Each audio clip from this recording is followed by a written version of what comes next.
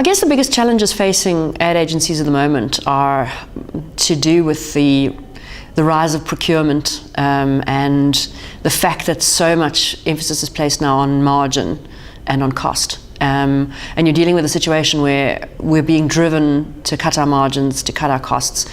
And it's a very difficult model in which to do great creative work, because when you're basically seeing creative resource as an expense and trying to organize that cost in a manner that's as efficient as possible, it's a very difficult way to organize creative people.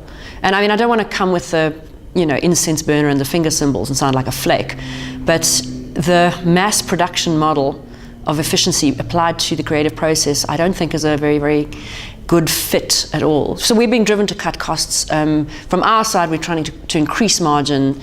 It's a very difficult situation, and creative people are being forced to work more and more under high pressure situations where there's just no time to think. So the job comes in, you're scheduled, you've got to get it out, you've got 5 days. If you want to do a great job, you just have to work overtime.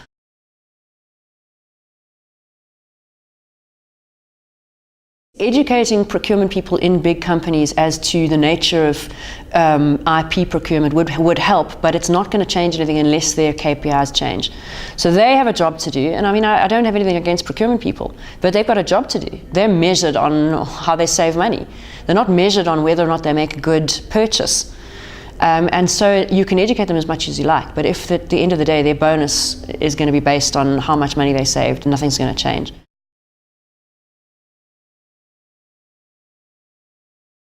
I think there's a number of things, but I think that the fact that most of them work in listed companies, that sort of short-term quarterly reporting mindset means that short-term cost savings actually they have more weight than long-term return on investment, and I think that's something that we're seeing generally. I mean, very few companies in this country run marketing campaigns for any length of time. They chop and change. So there isn't any sustained investment into anything, and I don't know whether that's as a result of the listed company quarterly reporting situation, where it's the bottom line, the impact on the bottom line, the immediate impact on the bottom line is what counts more than anything, because you've got to answer to the market, and there's no time, or there's no way to say, listen, just wait. We'll see an upturn. It seems like there's very few independent agencies anymore, and I don't think there's necessarily anything wrong with belonging to a large network.